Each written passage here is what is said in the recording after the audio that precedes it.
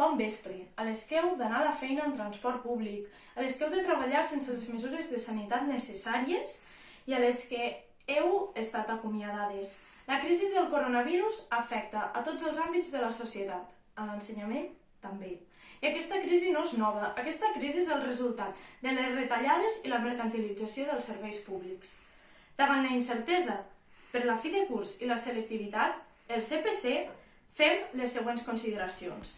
Acceptem l'ajornament de la selectivitat. És una mesura necessària, però ha d'anar acompanyada de prestacions, de beques salari per totes aquelles estudiants que haurem de treballar un mes menys durant l'estiu i tindrem problemes a l'hora de pagar la matrícula universitària.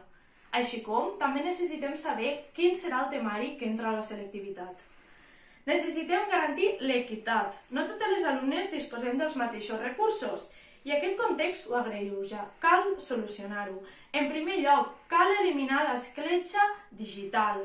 No totes les llars tenen accés a ordenadors o a internet. Cal plantejar mesures, com poden ser els préstecs per suplir aquestes carències. En segon lloc, cal eliminar les diferències entre centres públics i centres privats i concertats. L'escletxa digital és evident entre aquests. Per tant, cal garantir que no s'avanci el temari i que les estudiants tinguin accés al mateix material didàctic. En tercer lloc, cal la resolució de dubtes. Les eines telemàtiques no són sempre suficients, per això proposem l'habilitació de bústies o telèfons de contacte entre professors i estudiants.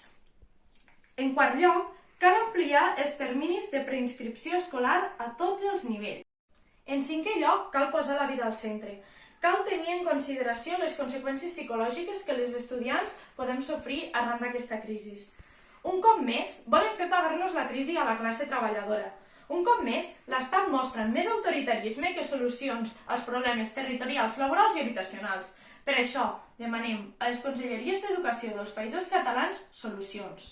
Les estudiants hem d'estar a l'alçada del moment. Hem d'organitzar-nos a través de les xarxes de suport mutu i hem de fer la solidaritat el motor per sortir d'aquesta crisi.